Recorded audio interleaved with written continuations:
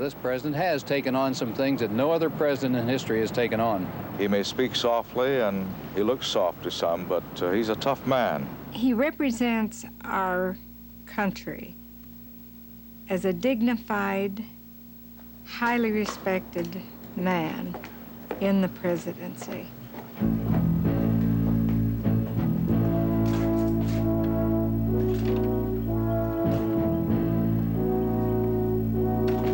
From the beginning, the American president has been the chief of state, the commander-in-chief, an educator, and the planner of the nation's future.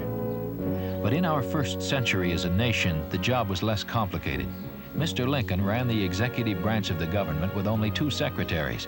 And if you wanted to meet with the president, you just went over to the White House and stood on the stairway until he came by.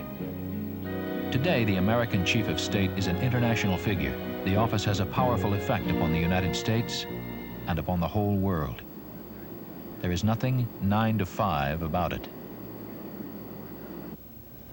Moving frequently into the world of international diplomacy, it is critically important that President Carter know in detail exactly what is coming up. He's a person who keeps his mind and his attention on the real questions of policy, of purpose, of objective, of values, in a whole range of some of the toughest problems that any president has ever faced. Although we have not achieved all we had hoped in the 14 months since the last summit conference in London, I share the feelings that were expressed there in a very heartfelt way. This will be the 4th Economic Summit Conference, and I approach it with optimism. He was the first president of the United States whom the Japanese people felt they could trust without any reservations whatsoever. Because they said to me, President Carter speaks to us as if we were his equal. Never before had any president of the United States done that. This sense of trust in Jimmy Carter was shared by Prime Minister O'Hara, and the 2 men proved that high office and great distance are not bars to human warmth. Not long after their first meeting, the president flew to Japan on a sad mission to attend Mr. O'Hara's funeral. He came as chief of state, but also as a friend.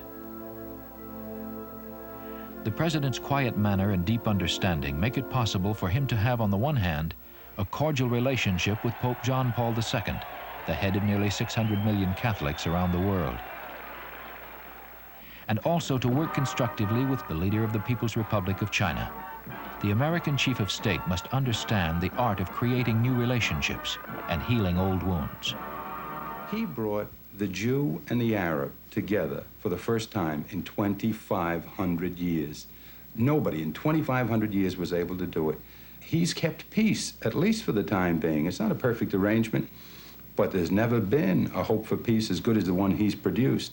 One of the things I've noticed about President Carter is that when he gets people together, he appeals to the best instincts in each of them.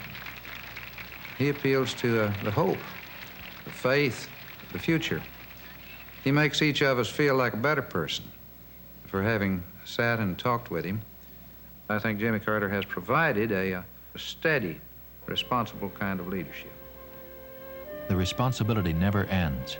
Even at the end of a long working day, there is usually another cable addressed to the chief of state from the other side of the world, where the sun is shining and something is happening.